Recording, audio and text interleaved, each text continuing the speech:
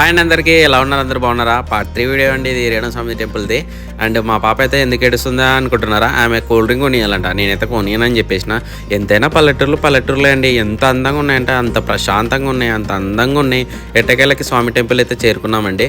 మొత్తం గోపురాలు అయితే కంప్లీట్ అయిపోయినాయి. మేము లాస్ట్ ఇయర్ వచ్చినప్పుడు అయితే కట్టే స్టేజ్లో ఉండే, కొన్ని కంప్లీట్ అయినాయి, కొన్ని కాలేదు. బట్ ఇప్పుడు అన్ని కంప్లీట్ అయినాయి. ప్రశాంతంగా ఉంది గుడి అయితే.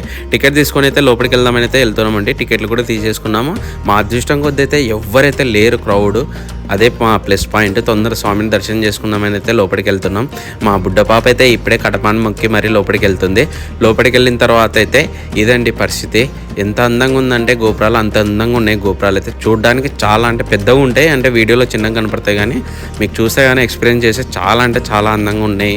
అంత అద్భుతంగా ఉన్నాయి టెంపుల్ అయితే. మా వాళ్ళు అయితే తొందర పోదాం స్వామిని దర్శనం చేసుకుందామని అయితే తొందర స్పీడ్గా నడుస్తున్నారు. వెళ్ళిన వెంటనే టెంపుల్లోకి అయితే మాకు ఒక సర్ప్రైజ్ అయింది. ఏంటంటే స్వామి గర్భగుడికి అయితే అట్లా మనకి అడ్డం అయితే కప్పేసినారండి. మేము ఎక్కడ దర్శనం కాదని బాధపడినాం, కానీ మొత్తానికి అయితే తీసేసినారు. దర్శనం కూడా అయింది కంప్లీట్గా. ప్రశాంతంగా అయితే దర్శనం అయిపోయింది. అండ్ కొంచెంసేపు అయితే ప్రశాంతంగా గుళ్ళో కూర్చున్నాం. Wait for part 4 video.